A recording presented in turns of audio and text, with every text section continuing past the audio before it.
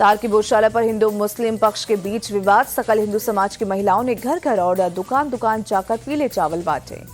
सकल हिंदू समाज ने बुधवार को बसंत उत्सव कार्यक्रम के लिए निकाली कलश यात्रा। सैकड़ों महिलाओं ने कलश लेकर भोजशाला तक की यात्रा।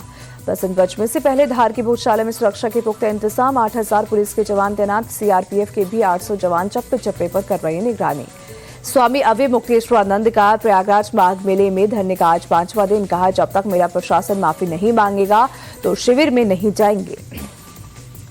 स्वामी अविमुक्तेश्वरानंद के मुद्दे पर जगतगुरु रामभद्राचार्य बोले, सरकार ने बिल्कुल सही नोटिस दिया है। अन्याय उनके साथ नहीं हुआ, उन्होंने अन्याय किया है।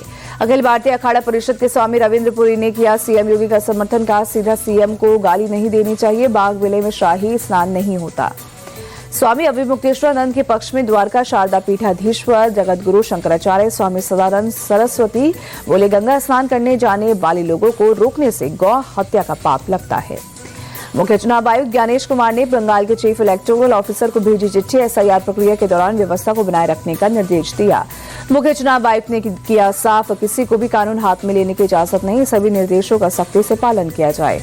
फरक्का में टीएमसी विधायक मोनिरुल इस्लाम ने चुनाव आयोग को दी धमकी। कहा, किसी बैग में वोटर का नाम कटा तो ठीक नहीं होगा, इलेक्शन कमीशन का पट्टा उतार देंगे।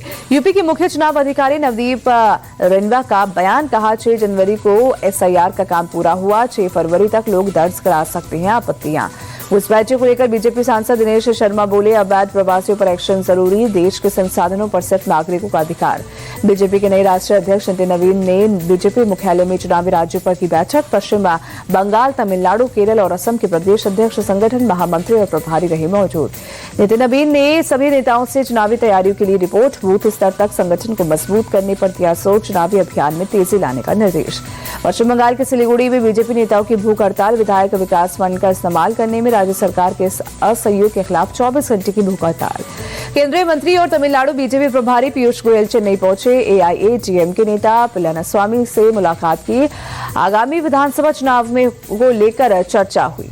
यूपी सीएम योगी आदित्यनाथ ने प्रदेशवासियों के नाम लिखी चिट्ठी। कहा, हमने कानून और सुशासन का राज स्थापित किया। यूपी आज बीमारू राज्य से विकास का ग्रोथ इंजन बना। सीएम योगी ने 24 जनवरी को आने वाले यूपी दिवस की अग्रिम शुभकामनाएं दी। कहा, ये विकसित उत्तर प्रदेश के संकल्प को दोहराने का समय। निकाय चुनाव के बाद उद्धव को भाई राज ठाकरे ने दिया झटका। कल्याण डोंबिवली में शिवसेना शिंदे गुट को एमएनएस का समर्थन। शिवसेना सांसद श्रीकांत शिंदे का बयान, एमएनएस का समर्थन हमारे लिए महत्वपूर्ण। मुंबई को भी महायुति का मिलेगा मेयर। एमएनएस के शिंदे गुट को समर्थन देने पर यूबीटी नेता अनिल परब बोले, मैं सिर्फ अपनी पार्टी की बात कर सकता हूं। अलायंस को लेकर उद्धव ठाकरे लेंगे अंतिम फैसला। शिवसेना यूबीटी ने पूर्व मेयर किशोरी को दी जिम्मेदारी। 1 साल के लिए बीएमसी में ग्रुप लीडर नियुक्त किया। मुंबई के मेयर को लेकर बोली अमृता फडणवीस का, अमृत महिला मेयर होने पर हमें गर्व होगा। इस बार मराठी ही मेयर होगा। दिल्ली के अक्षरधाम इलाके में बहुत खराब श्रेणी में पहुंचा प्रदूषण का स्तर। AQI 377 दर्ज। इलाके में स्मॉग की मोटी परत छाई। दिल्ली के मंगोलपुर इलाके में बीती शाम 25 साल के एक युवक आकाश की चाकू मारकर हत्या। पुलिस ने 24 घंटे के अंदर सीसीटीवी की मदद से आरोपियों की शिनाख्त कर गिरफ्तार किया। बिहार में नेता प्रतिपक्ष तेजस्वी यादव की विधानसभा क्षेत्र राघोपुर में पुलिस टीम पर हमला। शराब कारोबारियों को पकड़ने पहुंची पुलिस पर भीड़ ने घेर कर हमला किया। पुलिस ने हमला मामले में 19 लोगों के खिलाफ दर्ज की नामजद एफआईआर। आरोपियों की गिरफ्तारी के लिए मारी जा रही है रेड। पटना में पुलिस और बदमाश के बीच मुठभेड़। गैंगस्टर लॉरेंस बिश्नोई का गुरगांव गिरफ्तार। एनकाउंटर के दौरान बदमाश के पैर में गोली लगी। 36 से ज्यादा मामलों में है आरोपी। बेटी बचाओ बेटी पढ़ाओ अभियान के 11 साल पूरे। पीएम मोदी ने ट्वीट कर लिखा, भारत की बेटियां आज हर क्षेत्र में नए रिकॉर्ड बना रही। वर्ल्ड इकोनॉमिक फोरम के लिए दावोस में मौजूद अमेरिकी राष्ट्रपति ट्रंप ने पीएम मोदी को शानदार इंसान और अपना दोस्त बताया। कहा, मैं उनका बहुत सम्मान करता हूं और अब भारत के साथ शानदार समझौता होगा। यूरोपियन यूनियन के कड़े रुख के बाद वर्ल्ड इकोनॉमिक फोरम से वापसी से पहले राष्ट्रपति ट्रंप के स्वर पड़े नरम। कहा, ग्रीनलैंड पर डील का फ्रेमवर्क तैयार। यूरोपीय देशों पर 1 फरवरी से कोई टैरिफ नहीं लगाएंगे। दावोस में वर्ल्ड इकोनॉमिक फोरम में मध्य प्रदेश के सीएम मोहन यादव बोले, भारत एक 1.5 साल में बन जाएगा तीसरी सबसे बड़ी अर्थव्यवस्था। मध्य प्रदेश में हर क्षेत्र में बहुत ज्यादा संभावनाएं। वर्ल्ड इकोनॉमिक फोरम में महाराष्ट्र के सीएम देवेंद्र फडणवीस बोले, हमारा लक्ष्य मुंबई को एआई और इनोवेशन इकोसिस्टम का हब बनाना। जल्द ही आसानी से plug and play innovation system का होगा इस्तेमाल।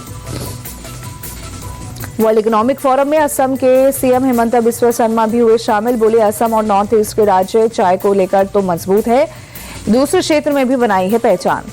नोएडा इंजीनियर मौत मामले में दूसरी एफआईआर दर्ज। लोटस ग्रीन कंस्ट्रक्शन और विजटाउन कंपनी के शेयर होल्डर्स के खिलाफ केस। 5 शेयर होल्डर्स को किया नामजद। यूपी के फतेहपुर में उद्योगपति और सीनियर एडवोकेट जमींदार जयराज मान सिंह की गला रेतकर हत्या। खेत में मिला सिरकटा शव। अरबों की जमीन के मामले में हत्या की आशंका। मुरादाबाद में एक मंदिर के पीछे दबे मिले अरमान और काजल के शव। प्रेम प्रसंग के चलते युवती के 3 भाइयों ने की दोनों की हत्या। लड़की के 2 भाई गिरफ्तार। हत्या में प्रयोग में लाए गए फावड़ा बरामद। 2 समुदाय से मामला जुड़ा होने के चलते इलाके में भारी पुलिस फोर्स तैनात। आईआईटी कानपुर में पीएचडी स्टूडेंट ने दूसरी मंजिल से छलांग लगाकर की आत्महत्या। मौके पर पहुंची पुलिस मामले की जांच में जुटी। अहमदाबाद में फ्लिपकार्ट के गोदाम में लगी भीषण आग। लाखों का माल जलकर खाक। हुआ भारी नुकसान। आंध्र प्रदेश के नांदियाल में दर्दनाक हादसा। लॉरी और बस के बीच जोरदार भिड़ंत हुई। भीषण टक्कर के बाद बस में आग लगी। 3 लोगों की मौत, 14 लोग घायल।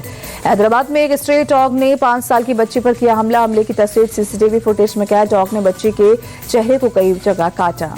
तमिलनाडु की थुत्तुकुडी में आसमान में दिखा दिलकश नजारा। एक साथ हजारों प्रवासी रोसी स्टारलिंग पक्षी उड़ते दिखे।